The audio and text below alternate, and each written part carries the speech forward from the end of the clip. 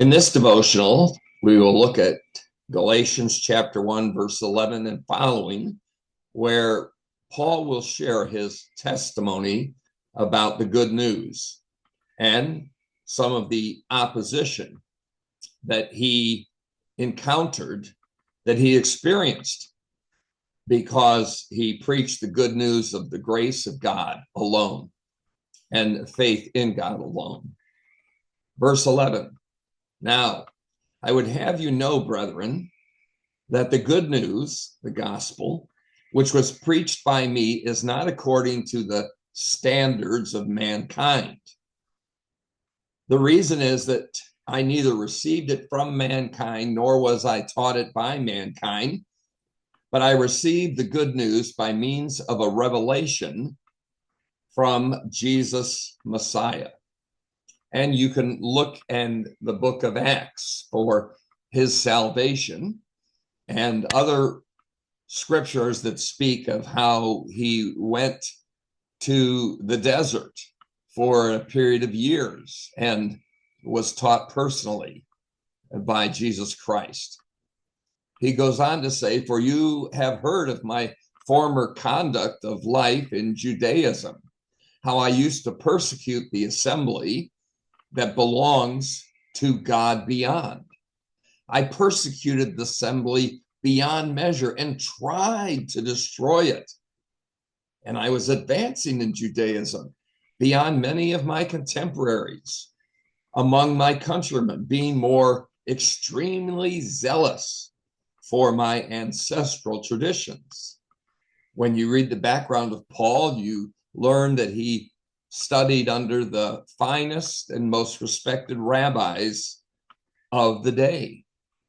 Verse 15, but when the one who selectively separated me from my mother's womb and called me through his grace, he decided in his goodwill to reveal his son in me, so that I might preach him among the Gentiles.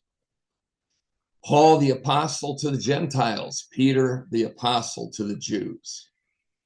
I did not immediately consult with flesh and blood, nor did I go up to Jerusalem to those who were apostles before me, but I went away to Arabia, and I returned once more to Damascus, Syria. Then 3 years later, I went up to Jerusalem to visit with Cephas, Peter, and stayed with him for 15 days. Now, I did not see any other of the apostles except James, the Lord's brother. And you remember that James wrote the book of James, and he also was the church or assembly leader in Acts chapter 15, when the church decided, does a Gentile have to become a Jew to become a Christian? And the answer was no. Verse 20, now in what I am writing to you, I assure you before God that I am not lying. Then I went into the regions of Syria and Cilicia.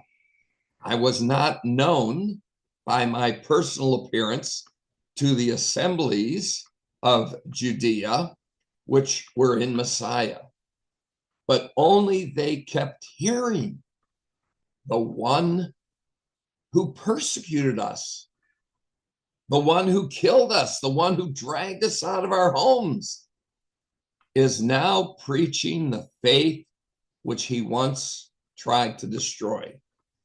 And they were glorifying God because of me. The gospel can't be destroyed. It only brings life, and it brings the blessings of God.